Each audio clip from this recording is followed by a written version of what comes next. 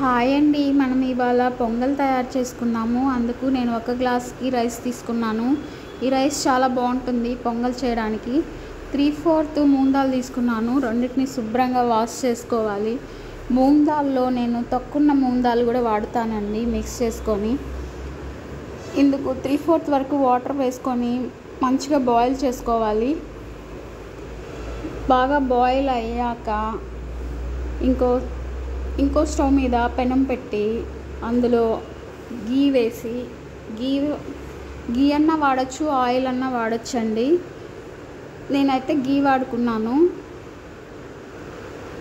దీనికి మనం మిరియాలు, అల్లం, ఇంగువ, జీలకర్ర, పచ్చిమిర్చి ఇవన్నీ కావాలి. ఫస్ట్ అయితే మిరియాలు బాగా వేగనిచ్చిన తర్వాత మిగిలినవన్నీ వేసేయండి. బాగా ఫ్రై అయ్యాక కరివేపాకు వేయండి. కరివేపాకు వేసిన మిశ్రమాన్ని మొత్తాన్ని ఈ పొంగల్లోకి వేసేసి బాగా కలుపుకోండి. అంతే అండి, పొంగల్ తయారైపోయింది. చాలా బాగుంటుంది, టేస్టీగా ఉంటుంది. మీరు కూడా ట్రై చేయండి. ఇందులోకి మనము కాంబినేషన్ పెరుగు చట్నీ చేసుకుందామండి. దానికి మనం ఒక గిన్నెలో పెరుగు తీసుకొని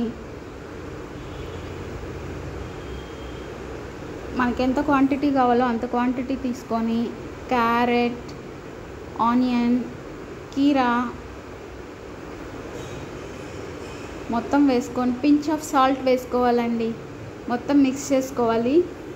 అంతే అండి, పెరుగు చట్నీ చాలా టేస్టీగా ఉంటుంది పొంగల్లోకి. మీరు కూడా ట్రై చేయండి. పొంగల్ పెరుగు చట్నీ టిఫిన్ అండి.